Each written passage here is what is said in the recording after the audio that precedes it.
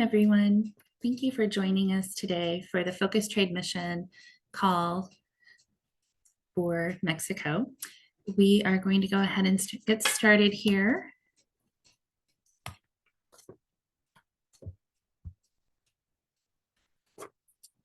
As many of you might know, my name is Cindy Curtis, and I'm a liaison with the Food Export Midwest and based in the Chicago office. Food Export Midwest and Food Export Northeast are nonprofit organizations funded under the USDA Foreign Ag Service.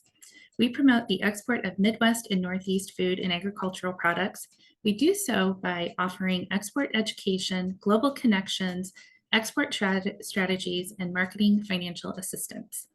Speaking of global connections, we are excited for all of you to join us for this preview call for Mexico in July. Our in-market representatives, Raul and Violeta, are joining us on this call and will speak shortly. Our activity coordinator for this event is Susan Weller from Food Export, and the assistant coordinator is Andrew Sherman from the Indiana Department of Agriculture. This session is dedicated to the Focus Trade Mission to Mexico to discuss the markets, products of interest, and the general itinerary for the mission. We will also discuss the cost to participate, as well as the registration. The call will last about 30 minutes and will be recorded and posted to our webpage. Everyone is automatically muted. We encourage you to ask questions through the QA box to be discussed following the presentation. Questions that are not addressed will be answered in email. Our in-market reps are all over the world to assist U.S. exporters with their international marketing. At this time, I would like to hand it over to Raul and Violeta, who you will meet if you decide to do the Focus Trade Mission to Mexico. Thank you very much, Cindy. Good afternoon, everyone. Thank you for taking the time to do this quick sneak peek about this mission. And what I'm going to do now is I am going to let Violeta introduce herself as well. Once that happens, we will start the presentation. Hello, everybody. Thank you for your time here. And I hope you join us for this mission in Mexico. My name is Violeta Picasso, and I work for Mercalimentos Consultores with Raul, and we represent Food Export Association in Mexico. Thank you very much, Violeta. Cindy, are you going to help me with the moving? Okay, could you please continue? As Cindy was saying, this is a mission that is taking place July 9 through the 10th. Basically, we need the companies to arrive on July 8th to Mexico City. Mexico City, as you know, it's the center of Mexico in terms of many, many things. It's what it was the federal district in the past. Now it's called Mexico City, and that is something that we will further explain to you when you get here. Basically, the mission starts on July 9th, where we have a market brief with the USDA offices, the Agricultural Trade Office that is based in Mexico City, where representatives will tell you a little bit about the agricultural market and, some of the opportunities that are available. And then I will be talking about the regulations. For retail, there is some regulations that need to be complied, but the advantage is that today there is an ease from the Mexican government to provide the opportunity for new companies that want to test the market and see if their products can be sold to Mexico by giving some not facilities, but by facilitating a number of measures that don't require you to put together a packaging, a new packaging just for testing the market. Also, the food service side is part of the mission. We will put together for those companies that have a need on that. Can you get it back, please, Cindy? Just really quickly, just to make sure that I'm not missing anything. Thank you. Food service doesn't require labeling. Just wanted to make that point. Then on July 10th, which would be Wednesday, we have the one-on-one business meetings where we will sit you down with importers, distributors, buyers. Usually, we have in our dynamic sometimes supermarket buyers directly, from their corporates. And then on the next day, on Thursday, July 11th, we would have the return from you guys. You can see some pictures there of some of the missions that have taken place as well. And I was missing something on July 9th, which is the Tuesday. We have our retail store tour where we visit all these different supermarkets, including the Walmart, Soriana, Chedraui, Costco, Sam's Club. Thank you, Cindy, please. So just to give you a really quick glimpse about the retail sector in Mexico, it is a leading industry in Latin America. It is actually the second biggest in the American continent. Sales total in 2022 for the National Retailers Association show, the National Retailers Association, I'm sorry, I'm getting confused because there's a trade show for that same association. But the sales total 1.43 trillion Mexican pesos, which is $76 billion. And the association is an umbrella for nearly 47,000 retail stores within the country. And that doesn't even include the Walmart chain and the OXXO chain, which is the largest convenience store in the world that happens to be in Mexico. In 2023, the sales are expected to rise 5.2. The market growth momentum will accelerate in growth at 5.48%. And basically, our industry is quite large. It represents 6.5% of the economy. And, we are large importers of U.S. products. We lead the imports in primary, intermediate, and added value, which in this case, this last segment would be the one that applies. And in some cases for food service, the intermediate. We are also a large manufacturers of food. So the presence of the retail sector or the food industry in the world, and of course in the continent, is very important.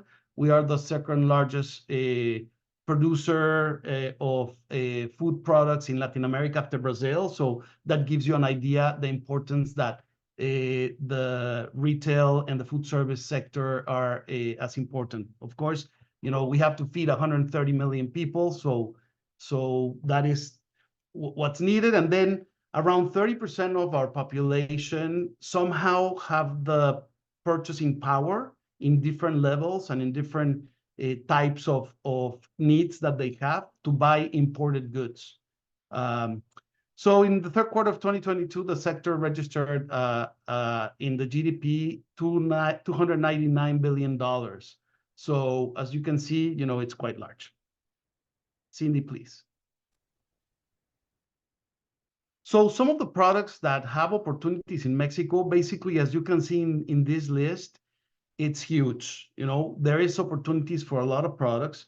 Of course, after NAFTA, now USMCA, where that relationship started 30 years ago, the market has become a semi-mature market. It continues to grow with a great potential in the exports that US does to Mexico.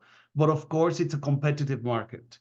It is important that you consider, being export ready, to have good pricing, and of course, thinking in doing marketing, because it is very necessary, especially, in a market where, there's already other competitors doing business. As you can see, and I repeat this, there is great opportunities for all these products. The private label is still in diapers, so there's a lot of good opportunities for development within the supermarket or the retailers. So, just to list some of them, we have opportunities for snacks, for frozen products, for dairy, for pasta, condiments, seafood, poultry. I mean, you name it, and it's right there. I think it is important to mention that there are certain products that are at some point very, very ethnic, that sometimes have difficulties because consumers are not aware. But today, we are familiar with sushi, with Indian food. I mean, with, of course, Italian, who isn't, right? But things that are very, very ethnic that could even be a little difficult to sell in the States, we kind of like experience that same thing. Also, the organic and the good for you categories are growing in Mexico. You know, the government is very interested to promote the manufacturing of healthy products to lower the obesity problems. So that's another opportunity. These aisles of these categories continue to grow. Cindy, please. So basically, the services that are going to be provided in this focus trade mission will be the one-on-one meetings as we described, you know, with all of the different contacts that we put together for the B2Bs, including distributors, importers, buyers. Then we will also provide pre-event product research for one specific product where we will give you a general overview of the segment, and we will provide you with an importation analysis so you know what it takes for your product to get into Mexico. The market brief, which will be presented by the USDA offices, as well as the labeling regulation presentation that will be done by myself. The store tours to the chains that we mentioned. We also include, as part of the services, up to 2 pages of materials translated into Spanish that can serve you as you know, your brochures or your giveaways in terms of information to companies that are interested. We will help you coordinate the hotel reservations, also coordinate the sample shipping. We have a forwarder that we work that does a really good job. The cost has to be paid by you. And then, of course, all the on-site help that you might need to make your trip uneventful. We will also have transportation coordinated to go between, you know, the store tours, and that is something that we will also take care. The ideal companies or prospects that would fit perfectly here would be, of course, the ones that serve the retail and food service, including the private label. And, you know, always as well, it's good to have companies that are export ready. Basically, I think that's it on this slide. Cindy, could you please? Thank you. And, you know, that is pretty much where I wrap up. I would like to also provide the microphone to Violeta so she can cover maybe things that I could have missed. Thank you. Thank you, Raul. Yes, well, I just want, before I forget, I want to say something. Raul mentioned about the growth in the good for you and organic categories. On the side of the organics, it is a little bit difficult right now because Mexico started a law for organic products, food products in Mexico that need to be it's a new certification. Inspected by them or certified by Mexico. Exactly. And that is a little bit of a hustle right now. So only when importers are looking for something organic, it's when we will approach the companies that are selling organic products, because the importer is going to be responsible of certifying those companies with the law in Mexico, according to the Mexican law. Unfortunately, that's the situation right now. We hope that this can change in the future, but right now that's the way it is. It is the categories that are very important right now in Mexico is especially private label. Everything private label is very well received at this moment, because the retailers are looking to expand their catalog. Retailers have different private label brands in their stores, starting with Walmart, which is the largest one with so many labels that we don't even know, but also the Mexican chains like Soriana and Comercial Mexicana, Chedraui.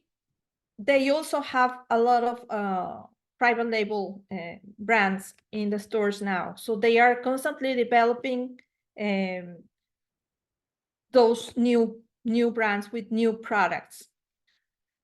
Another category that is very big in Mexico is cheese.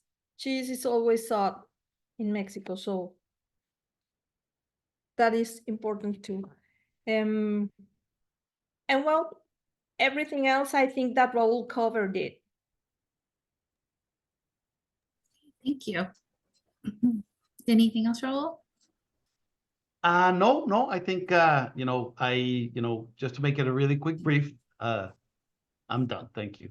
Thank you. To register for this event, you can go to our website at foodexport.org. The early bird deadline is March 6th, as you can see, 4:25. And then after that, the standard registration will be until April 17th. Since it is a focused trade mission, they do look for buyers specifically looking for the products that your company will provide in the category. So the sooner you sign up, the more time they have to find specific buyers. So if you can keep that in mind. If you have additional questions for your liaison, please take a look at our contact list here. It would be the person to contact that is your headquarters state for your company to contact. And I'm going to leave that up in case you want to write any of that information down. Thanks for your time, but right now we're going to go to some Q&A. Let me see some of the questions. It says, does our packaging need to be translated into Spanish?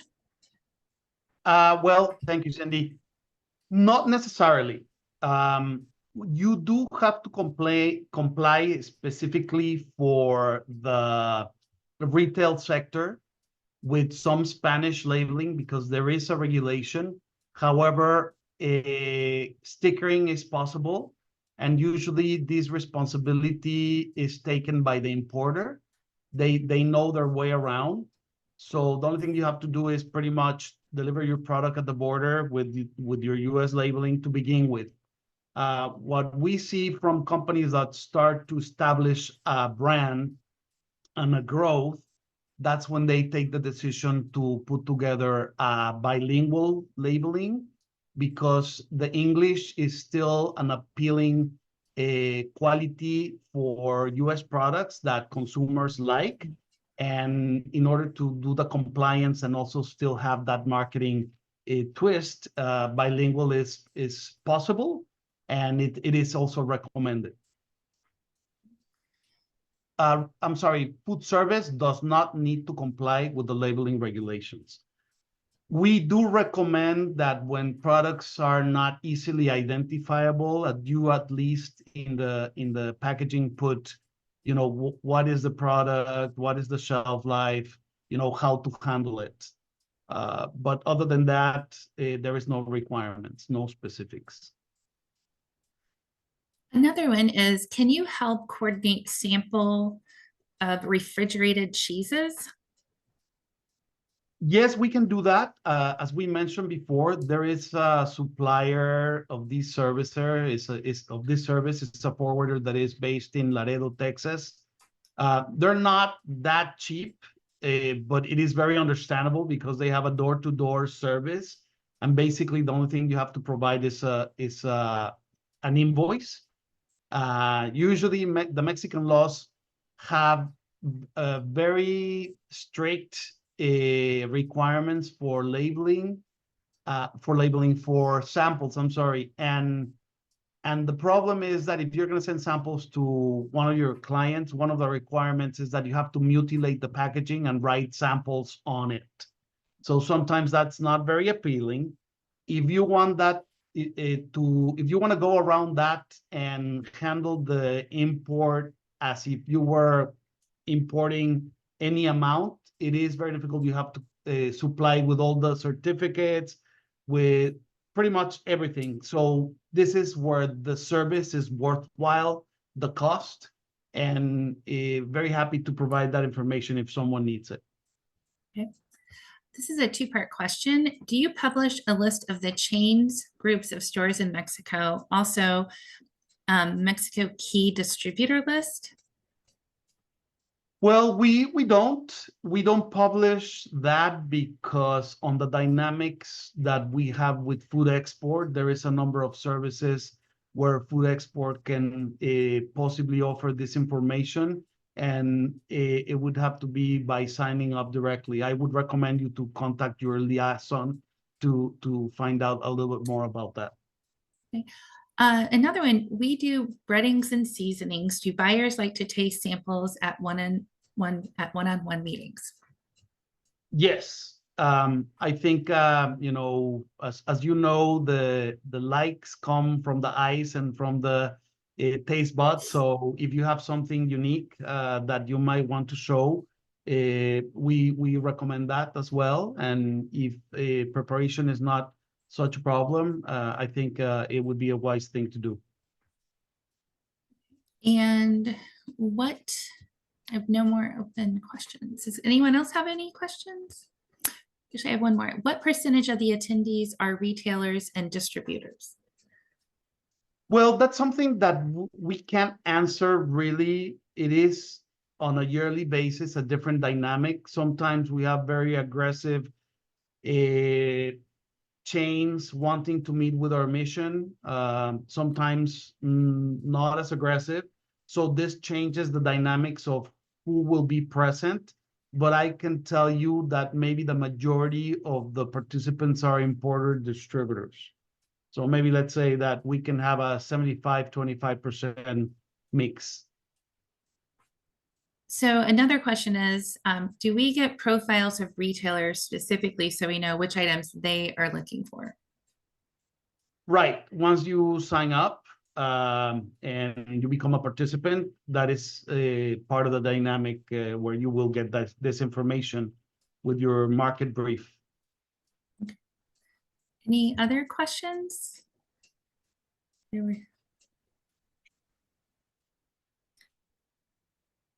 Do you, I don't see any more. Thank you so much.